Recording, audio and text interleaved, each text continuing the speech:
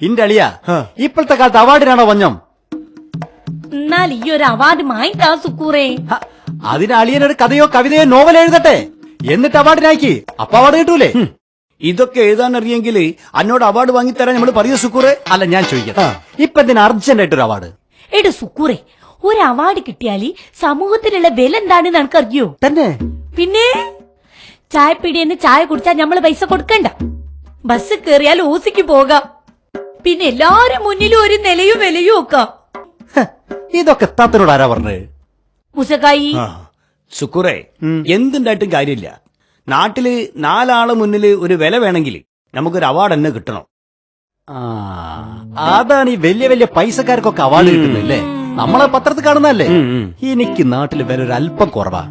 ഒരവാർഡ് എങ്ങനെങ്കിലും അടിച്ചെടുക്കണം. എന്താ പറഞ്ഞ സുക്കൂറെ? അല്ല, അത് നമുക്ക് ശരിയാക്കളിയാ. ഞാനൊന്ന് ആലോചിച്ച് നോക്കട്ടെ.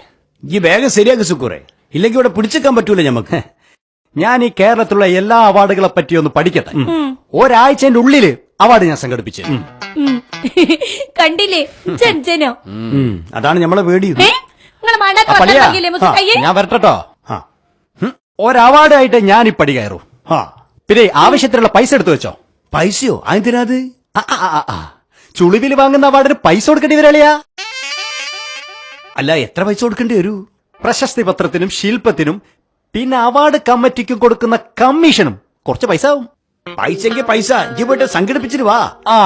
അപ്പൊ ഞാൻ ആ അവാർഡ് സംഘടിപ്പിച്ചിട്ട് വരാം. സുക്കൂറെ, wish you all the best and അപ്പൊ ഞാൻ വരുന്ന ആയ കാലത്തൊന്നും മണ്ടീനെങ്കിൽ എനിക്കും കിട്ടിയേനു PTUs ഒക്കെ കിട്ടിയ മായത്തൊരു അവാർഡ്. അനിജി മണ്ടണമെങ്കിൽ എന്റെ ബാക്കിലും നായി മണ്ടണ്ടേ? മാണ്ടേ മൂസക്കയ്യെ, നിങ്ങക്ക് നമ്മളൊരു അവാർഡ് തരൂ, കുരുത്തം കെട്ട കെട്ടിയോനുള്ള അവാർഡ്. വേണ്ടാത്ത വർത്താനം പറഞ്ഞില്ലേ, അന്നെ ഞാൻ പിടിച്ച് പേവാടിലാക്കൂ. എന്തേതാ പേവാടി പറഞ്ഞാല്? അത് പേ പിടിച്ചോരെ കിടത്തണ വാർഡ്. ഓ നീങ്കാരാ, വെറുതെ അല്ലെങ്കിൽ ഒരു അവാർഡ് കിട്ടാത്ത സ്റ്റാറ്റസ് ഇല്ലാത്ത മനുഷ്യൻ. വല്ലാത്തൊരു സാധനം.